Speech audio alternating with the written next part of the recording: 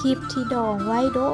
นแล้วปะไปเรียนรู้เกี่ยวกับป่าไม้นำกันประวัติศาสตร์ที่ยาวนานของป่าไม้อยู่จังหวัดแพร่ประเทศไทยเพิ่นเฮ็ดเป็นศูนย์เรียนรู้แบบนี้เฮ็ดให้คนรุ่นหลังเพิ่นเห็นถึงความสำคัญและประวัติศาสตร์ที่ยาวนานของป่าไม้ที่เคียงคู่มากับประเทศของเพิ่นไปฮอดนี่สิ่งแรกก็คือตื่นเต้นอีหลีตื่นเต้นในความแบบยาวนานของประวัติศาสตร์ของเพิ่นแล้วอีกอย่างหนึ่งที่อ่อนซ้อนก็คือเพิ่นมีแผนพังมาตั้งแต่อดีตแต่ด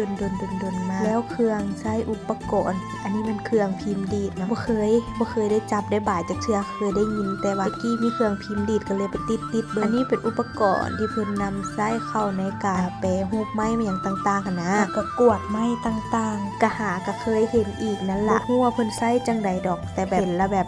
มันแบบรู้สึกขลังขนาดเลยมันแบบเป็นของเก่าเนาะก็รู้สึกขลังรู้สึกหยังมีฮอดเข็มทอกเข็มทิศมีอีหยังพุ่นเด้ก็เห็นแล้วก็รู้สึกว่าแล้วก็นอกจากที่ว่ามีประวัติศาสตร์แต่เก่าแต่ก่อนแล้วเนาะเพิ่นก็เคียงคู่ไปกับปัจจุบันพร้อมเนาะสิ่งที่เห็นในปัจจุบันแล้วก็สิ่งที่อยากให้เป็นในอนาคตเนาะประสงค์ความสำคัญของป่าไม้จุดประสงค์ที่เฮ็ดศูนย์เรียนรู้นี่ขึ้นมาเพื่อหยังเพิ่นก็เฮ็ดเป็นแผนผังของเฮ็ดให้เฮารู้เลยว่าเฮาไปแล้วรู้สึกว่าฮักป่าไม้ขึ้นมาทันทีเลยเห็นถึงความสำคัญของป่าไม้อีหลีอันนี้ก็เป็นบรรยากาศอ้อมข้างที่ว่าไปล้มลื่นอีหลีและตอนที่เข้าไปหั่นเป็นตอนที่มีเด็กน้อยนักเรียนมาเรียนรู้นำได้หั่นโอ้ยเห็นละสะอ่อนเด้ปลูกฝังกันตั้งแต่น้อยๆจังซี่ไปเพิ่นจึงรู้จักรักสิ่งแวดล้อมรักธรรมชาติรักป่าไม้คิดว่าจุดประสงค์ที่สร้างศูนย์เรียนรู้ตัวนี้ขึ้นมาก็คือการปลูกฝังจิตสำนึกว่าจะเป็นเด็กน้อยผู้ใหญ่ที่ได้เข้ามาสถานที่แห่งนี้รักธรรม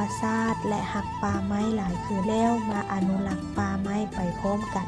คลิปนี้ก็จะสุดประมาณนี้ลาไปก่อนเด้อ